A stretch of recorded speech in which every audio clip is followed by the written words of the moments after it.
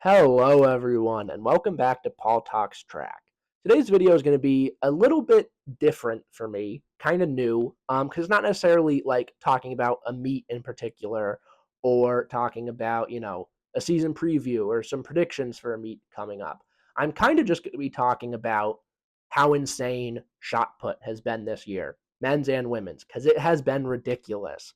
This is going to be part of a series of videos that are going to be coming out this week. I'm going to be doing one video on shot put, a video coming out in a couple days from now on discus, and then I'm going to be doing another video on, I'm going to combine hammer and jav just because they haven't necessarily been as explosive so far as shot put and discus, to put it kindly. Still some incredible performances there. Shout out Ziyi Yan. We'll get into that a couple days from now.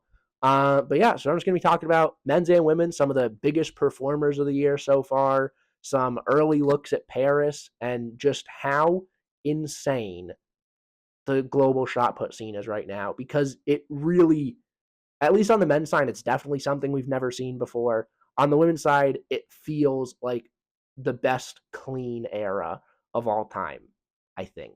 So let's get into it. We're going to start in the men's shot put. And now listen, no disrespect to Joe Kovacs. He went 23-13 and 23-03 in the same series at Pre a couple days ago. But I'm going to start with Leo Fabri Vitali because his season has just been ridiculous.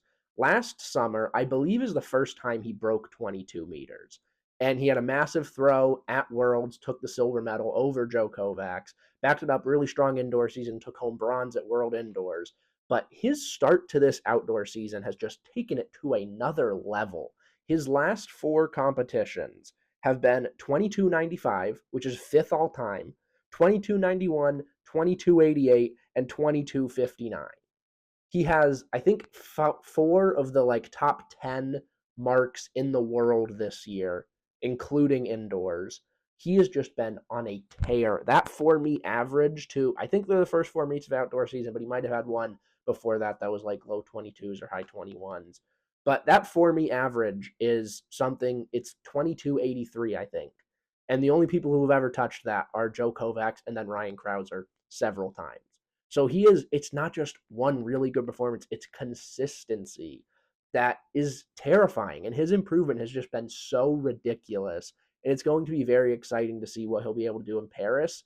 I think in Tokyo, he finished like 25th. I don't think he made it to the finals. I will definitely put a note in here if I was wrong on that.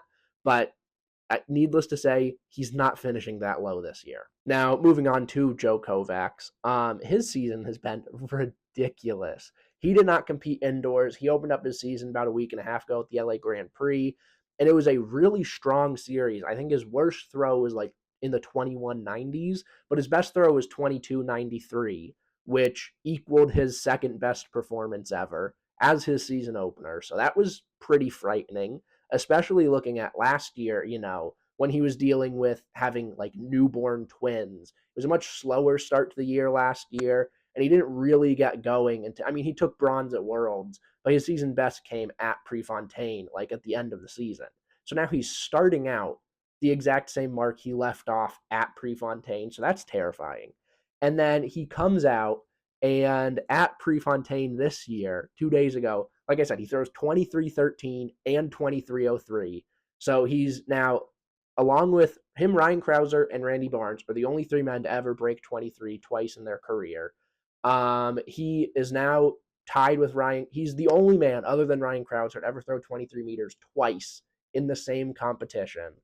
And it's the scariest thing is what he's been saying in interviews and press conferences, because after he throws 23 meters, he comes out and is like, yeah, so right now we're really just building our bottom end, and the big throws are going to be coming as we move in towards trials. I don't think he said, I'm pretty sure he said he's not competing until trials now. But yeah, he said he's pretty consistently throwing over 24 meters in practice right now, which is something that we've all known about for a year or two, that he has been able to throw 24 in practice. But from what he said, it seems like it's a much more consistent thing now.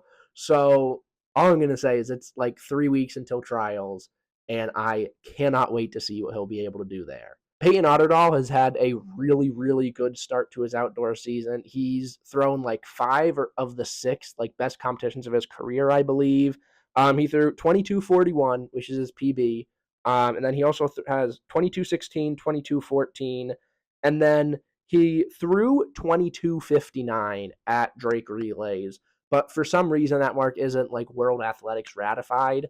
That mark would put him 13th all time, I believe it is. But still, he's consistently well over that 22-meter mark. And, I think it'll probably come down to him and Josh Awatunde once again for the 3rd spot in Paris. And Awatunde has had a pretty solid start of the season. I think he's been pretty consistently like mid to high 21s in his couple of competitions he's been in.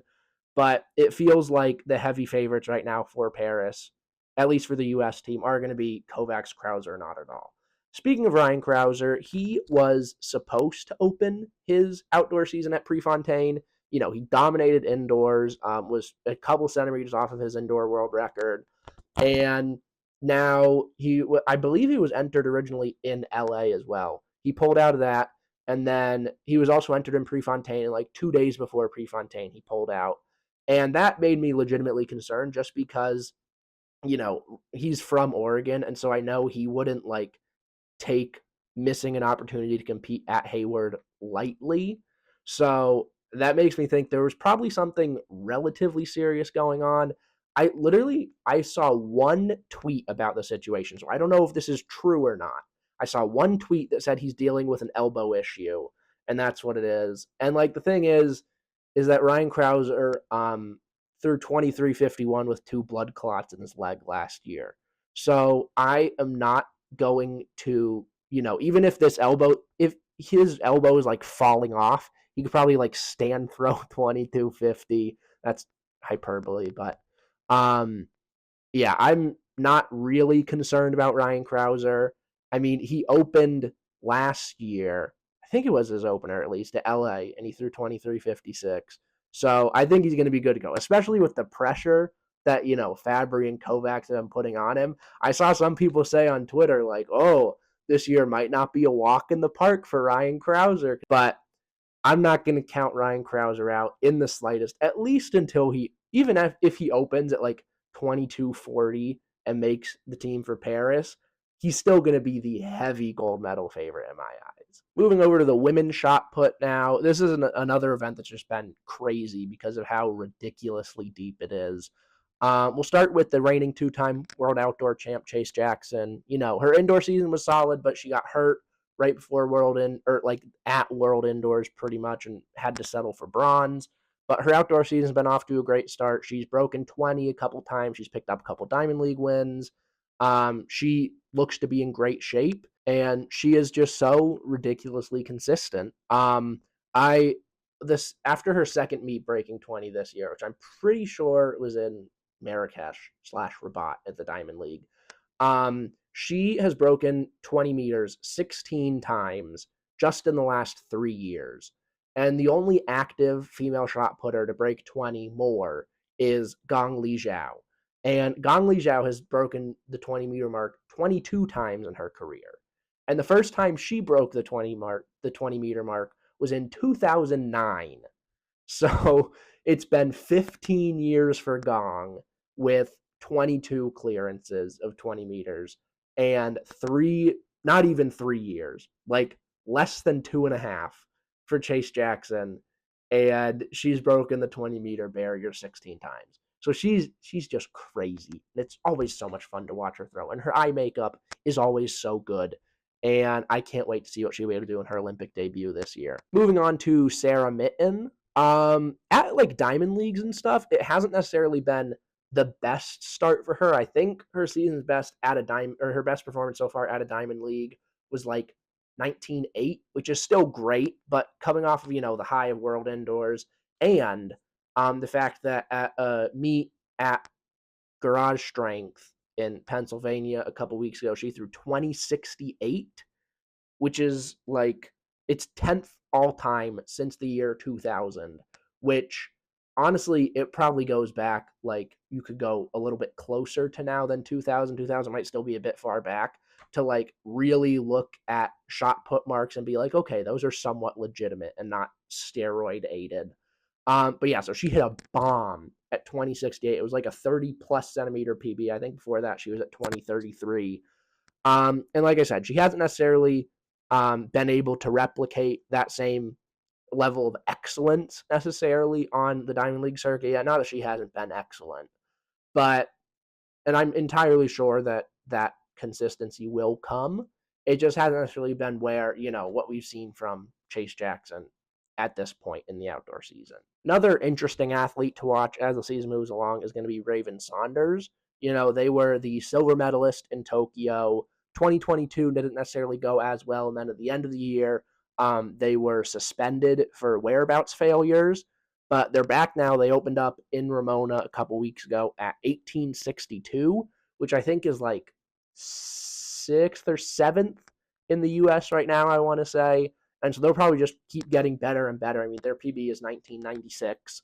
So by the time trials comes around, I'd say it's more of an outside shot for them this year just because they are getting into, the competition flow after almost 2 full years out of international competition. But it definitely, I wouldn't sleep on them at all. And then the last athlete we're going to talk about is the University of Oregon's Jada Ross, because what she has done this year is insane. So the outdoor collegiate record coming into this year was 1964, held by Adelaide Aquila from 2022. And Jada Ross, I believe it was her opener. She went 1971, which was, I think from the indoor season, was like a half a meter PB. So just ridiculous opener, obviously. Breaks the collegiate record by 7 centimeters. She doubles up, throws 1971 again a couple weeks later. And then a couple days ago at the NCAA West Regionals, she goes 20-01. She becomes the first woman in collegiate history, indoors or outdoors, to break 20 meters in the shot put. She's thrown like 35 centimeters farther now than any other woman in collegiate history. She has the 3 best marks outdoors all time. Like, it's just, she came into this year, her PB at the end of 2023 was 1849. And she's added a meter and a half onto that. And just judging by how the season's gone for her already, that's probably not going to end anytime soon. Like, she now should be somewhat of a lock to make Team USA. I mean, her and Chase Jackson are the top 2 in the US right now by a mile. Who would be third? I think Maggie Ewan might be third at like 1922 or something. No, Adelaide. Adelaide Aquila through like 1938. So I'm pretty sure they're the top 3 right now, but Chase and Jada are the top 2 by just such a significant margin that it feels like as long as something doesn't go terribly wrong, she should make her way to Paris. One would think at least, but also US women's shot put is insane. So it's entirely possible that doesn't happen. But yeah, I'm incredibly excited to see what she'll be able to do at her home track at national championships next week, which, like I said, I will be going to, and it's going to be insane. Maybe I wish she would have been able to break 20 for the first time when I was there, because that would have been really cool to see. But as long as she does it again, I'm not going to be too upset. But yeah, she's just she's also like a 60-meter discus thrower. I think she finished 4th in the West in the discus qualifying at like 58.99 or something. So she's ridiculous. And like I said, the improvement, I think, is the most impressive thing about her season, going from 1849 up to over 20 meters. She's the 7th American in history to break 20 meters. In the last decade, she's only the 13th woman to break that barrier. And she's in college. And I'm pretty sure she's not even like a 5th or a 6th year senior. I'm pretty sure she's a straight junior. I'll need to check that. But she might only be like 21 or 22. But it's crazy what she's been able to do. It's crazy how she's completely rewritten the record books. And I literally cannot wait to see what she'll be able to do as the summer moves on, and hopefully when she heads to Paris. All right, well, that is all for kind of the state of shot put right now. Like I said, I'm going to be having a video on discus coming out a couple days from now, and then I'll do hammer and jav combined. I'm probably just going to film them all right now and then release them over the span of a couple days. So don't be alarmed if I'm wearing the same outfit because this was all filmed on the same day. But yeah, I hope you guys enjoyed. Thank you so much for watching. Please don't forget to like and subscribe. Please follow the Instagram at Paul Talks Track and follow me on Twitter at phoffmahoney. Kind of a change from my last video is I'm now very active on Twitter, and a lot of the stuff that was on my Instagram stories previously is now going to be on Twitter. So I'll link that down in the description as well. So give me a follow there. And yeah, once again, thank you so much for watching, and I will see you guys next time.